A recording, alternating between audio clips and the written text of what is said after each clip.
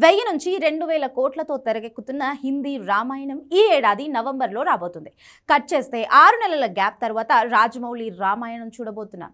అవును, వారణాసిలో కూడా రామాయణం ఉంది. కాకపోతే హిందీ హీరో రణబీర్ కపూర్ చేస్తున్న రామాయణం పూర్తిగా రాముడి కథ అయితే, సూపర్ స్టార్ మహేష్ బాబు చేస్తున్న వారణాసిలో రామాయణం ఒక ఘట్టం మాత్రమే. కానీ ఇప్పుడు ఈ ఇద్దరు రాముల మధ్య పోటీ హోరెత్తేలా ఉంది.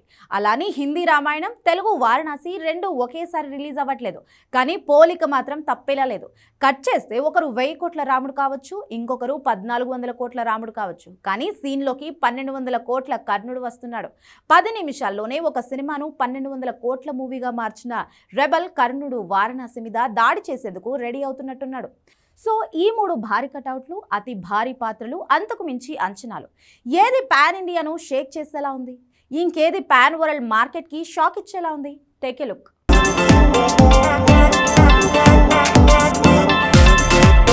వారణాసి మూవీలో రుద్రుడిగా శివుడిగా కనిపించబోతున్న సూపర్ స్టార్ మహేష్ బాబు ఇందులోనే 25 నిమిషాలు రాముడి అవతారంలో దర్శనమివ్వబోతున్నాడు. ఇది రాజమౌళి కన్ఫర్మ్ చేసిన అంశమే. అయితే ఇక్కడ సమస్య ఏంటంటే, వారణాసిలో 25 నిమిషాలు కనిపించే రాముడితో 3 గంటల హిందీ రామాయణాన్ని పోల్చడం. యానిమల్గా ఫోకస్ అయిన రణబీర్ కపూర్ రాముడిగా జనాల్లోకి దూసుకెళ్తాడా?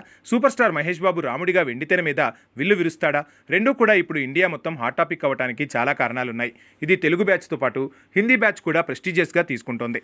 2000 కోట్లకు ఒక భాగం చొప్పున హిందీ రామాయణం 4000 కోట్లతో 2 భాగాలుగా రాబోతుందంటున్నారు. కాకపోతే ఇవన్నీ ఫేక్ లెక్కలు. 900 కోట్ల నుంచి 1000 కోట్లకు మించి బడ్జెట్ ఉండకపోవచ్చనే వాదన వినిపిస్తోంది. ఇక వారణాసి బడ్జెట్ విషయానికి వస్తే 1359 కోట్లు, అంటే ప్రమోషన్తో కలిపి మొత్తంగా రౌండ్ ఫిగర్ వేసుకుంటే 1400 కోట్ల సినిమాగా రాబోతోంది. ఇక్కడ బడ్జెట్ సమస్య కాదు, తీస్తున్న దర్శకులు, నటిస్తున్న నటులు. అవును, నితీష్ తివారీ తీసిన దంగల్ ఇండియా నెంబర్ 1 మూవీగా ఇప్పటికీ 2000 కోట్ల వసూలతో అదే స్థానంలో అలానే ఉంది. 1850 కోట్ల వసూళ్లతో రెండో స్థానంలో రాజమౌళి మూవీ బాహుబలి ఉంది. ఇద్దరు దర్శకులు గట్టి దర్శకులే, టాప్ డైరెక్టర్లే. వీళ్ళ మేకింగ్లో వస్తున్న సినిమాలు అవ్వటం, అది కూడా పాన్ వరల్డ్ లెవెల్లో వస్తుండటంతో దేనికి ఏది తక్కువ అనుకోలేం. దీనికి తోడు రామాయణం అంటేనే హిందువుల్లో రోమాలు నిక్కబుడిచే ఎమోషన్. అలాంటిది అదే 2 భాగాలుగా పాన్ వరల్డ్ లెవెల్లో రాబోతుందంటే రణబీర్ కపూర్ పంట పండినట్టే.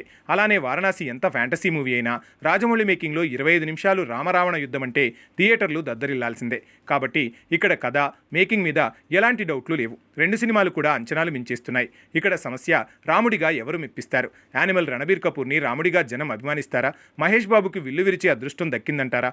ఈ ప్రశ్నకు ఏ హీరో జవాబుగా మారినా వాళ్ళ దశ తిరిగినట్లే. RRRలో కేవలం విల్లు పట్టే ఒక్క ఫోజ్తో రామ్ చరణ్కి నార్త్ ఇండియా ఫిదా అయింది. కాబట్టి 25 నిమిషాల రాముడికి 3 గంటల రాముడికి మధ్య పోటీ చిన్న విషయం కాదు. కాకపోతే ఈ ఏడాది నవంబర్లో హిందీ రామాయణం, వచ్చే ఏడాది మార్చి లేదంటే ఏప్రిల్లో వారణాసి రాబోతున్నాయి. రెండింటి మధ్య 6 నెలల గ్యాప్ ఉన్నా ఈ ఇద్దరు రాముళ్ల మధ్య పోలిక మాత్రం ఉండి తీరుతుంది. అయితే వారణాసికి కల్కి సీక్వెల్ పోటీ ఇచ్చేలా ఉంది. కర్ణ 3102 మూవీ వారణాసి రిలీజ్కి ముందు లేదంటే తర్వాత వారం గ్యాప్లోనే వచ్చే అవకాశాలున్నాయి. దానికి థియేటర్స్ ఇష్యూనే కారణమంటున్నారు. అదేం లాజిక్కో కానీ ఈ ఇద్దరు రాముళ్ల మధ్య పోలిక పోటీ పెరిగే టైంలో కర్ణుడిగా బాహుబలి ఎంట్రీ ఉంటుందనే మాట ఇంట్రెస్టింగ్గా ఉండేలా ఉంది.